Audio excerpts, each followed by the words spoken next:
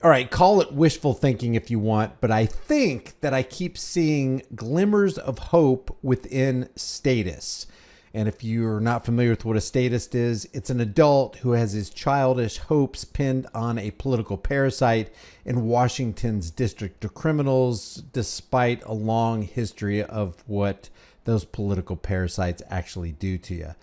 And they'll vote for their guy as long as it is their guy, as long as he has that red tie on or that blue tie on, or he's on Team Elephant or Team Donkey. This guy right here is Chad Prather. He is a political commentator and comedian for Con Inc.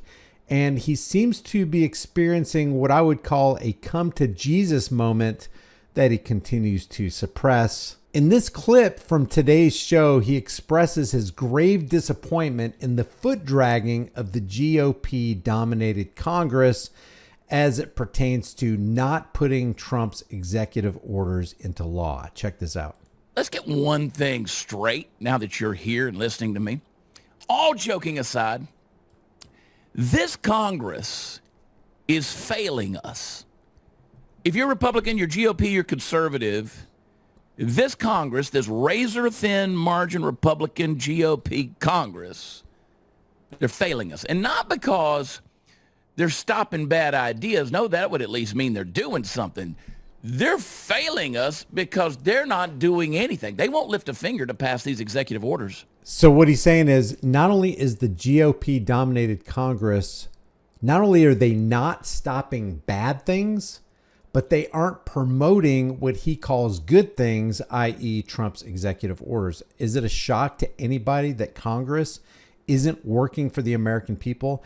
AIPAC-controlled Congress, a Congress that is actually controlled by a foreign nation, and Chad Prather is acting surprised about this? Chad, why are you surprised? This guy is a propagandist on the right, just like Brian Tyler Cohen and Dave Packman and Kyle Kalinske are propagandists on the left. This is their bread and butter, like we've talked about many times on this show.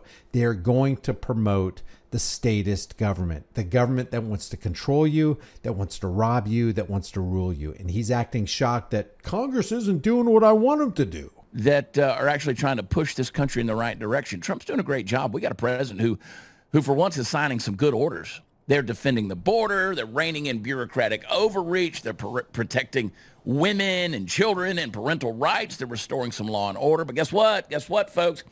If this Congress doesn't back it up with legislation, it's just paper blowing in the wind. You know that. I know that. They know that. Executive orders don't have teeth. Laws are just paper blowing in the wind. And if every American would come to their senses and realize, hey, we don't need psychopathic megalomaniacs ruling and robbing the rest of us. We can do this ourselves. We can at least decentralize the government and get rid of Washington's District of Criminals. But these guys keep promoting it and their audiences keep believing it. Unless Congress decides to act. And they're not. Why? Why aren't they acting? Because they want to keep us in limbo. And let me tell you this, they're hedging their bets. They're sitting on their hands and they're waiting for the midterms. So the people that he voted for, that he told you to vote for, that he told his massive audience to vote for, is doing nothing, is letting them down, is betraying the American people. So he put people in office that are going to stab the rest of us in the back. That's what statism is. That's how poisonous it is. Hoping that the headlines are going to stay dramatic enough to drive donations and votes. That's exactly what these freaking politicians are doing. Vote for us so we can finally get some things done. Don't you want to keep this razor-thin margin? I just heard Speaker Mike Johnson talking about how, we're going to win all of these seats at the midterms. Dude, stop talking about the freaking midterms. Let's do something now. You got the power now.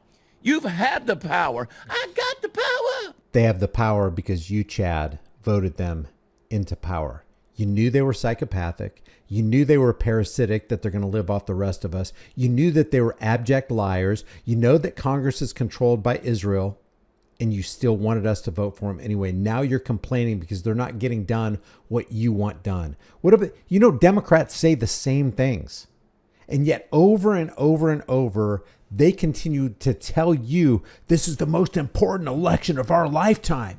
You need to get out there and vote. We got to get Trump into office. We got to stack Congress with GOP representatives. And then this right here.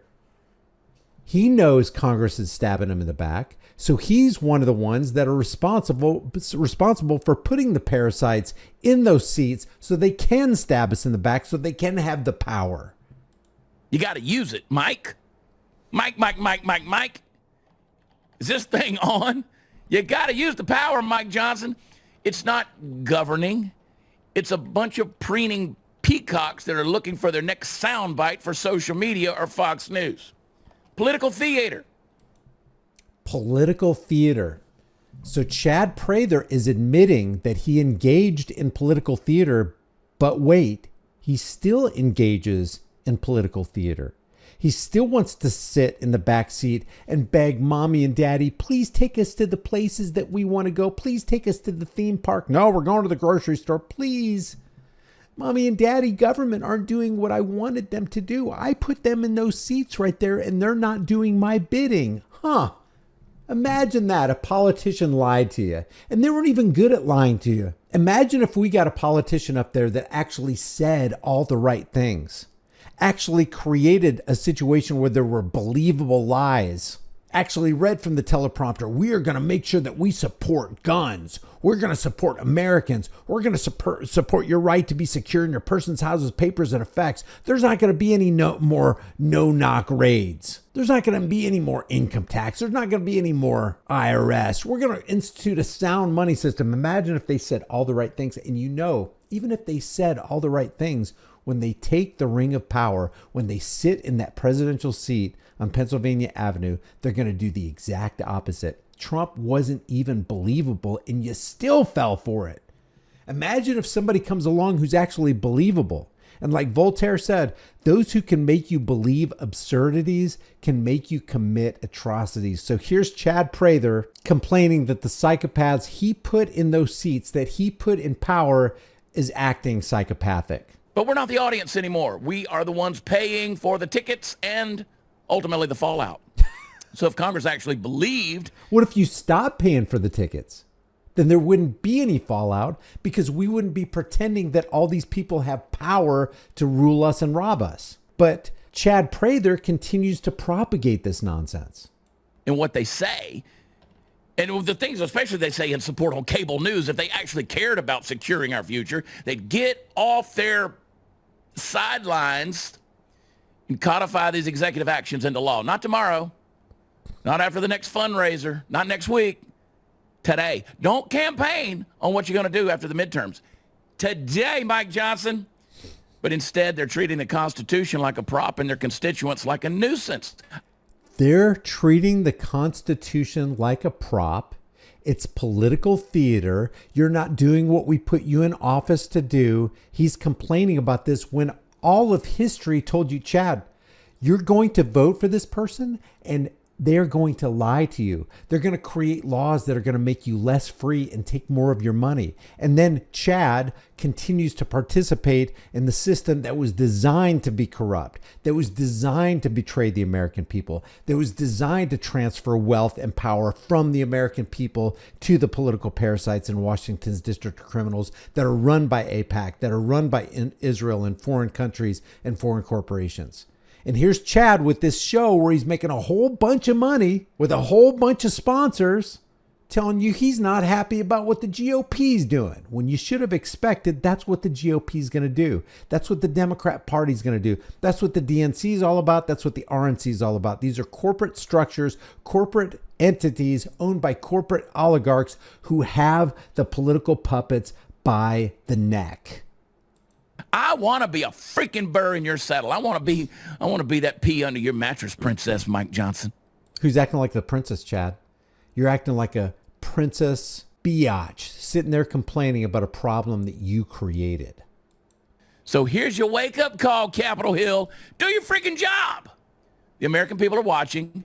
We're done being patient. We don't believe in patience anymore. We already watched a window licker in chief, propped up with his special shoes, so he could stand up and not fall down. The guy's biggest challenge is he couldn't navigate teleprompters or sandbags We've already lived through that crap. We lived through that dementia-ridden nonsense nightmare.